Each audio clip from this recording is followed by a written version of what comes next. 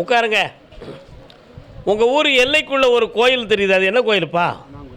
ம், வேளாண் கோயிலா? விநாயகர் கோயில்.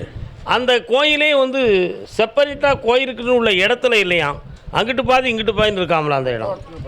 அப்படியா? தோட்டத்தில் பாதி ரோட்டில் பாதி இருக்குது. சரானா கால் வந்துட்டு வாங்க. கோயில் எல்லை இல்லை, அப்படி இருக்கு. வரலாம்.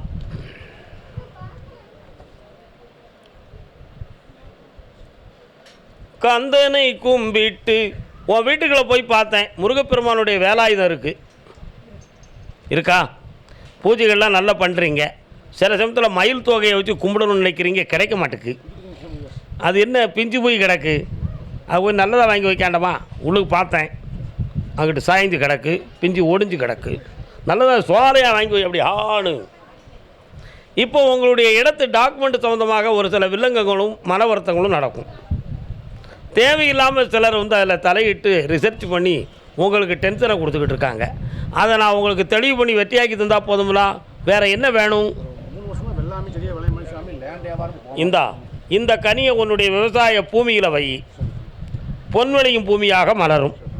அடுத்து ஒரு இடம் வாங்கக்கூடிய ஒரு சூழ்நிலையை உருவாக்கி வெற்றியாக்கி தரேன். மகளே, நீ ஒரு கேள்வி கேட்டுக்கா. என்ன வேணும்?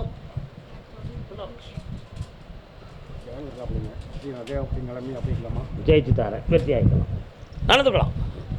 கர்மதாமிக்கு பிள்ளையினுடைய எதிர்காலத்தை பற்றி கேட்டு வேதனைப்பட்டு வந்த பெண்ணடியாள்.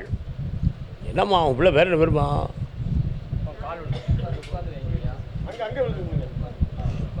என்ன வேறுமா? சரக்கு வந்தாச்சா? மா பா. என்ன பிள்ளை? உன் பிள்ளை பேர் என்ன பேர்? என்ன பண்ணணும் அவனுக்கு? இப்போ கால் வந்துட்டு வா. நீ சும்மா இருக்கா? இப்போ தானே எழுதி பிடிச்சேன். கண்டமானி கூச்சி இடைக்கு சொன்னீங்களா?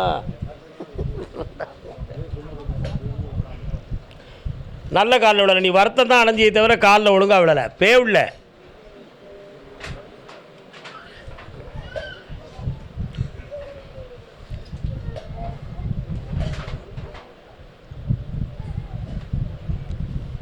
சடு குடு குடு குடு குடு 9 கம்பளத்த நம்பி வந்த மங்களத்த.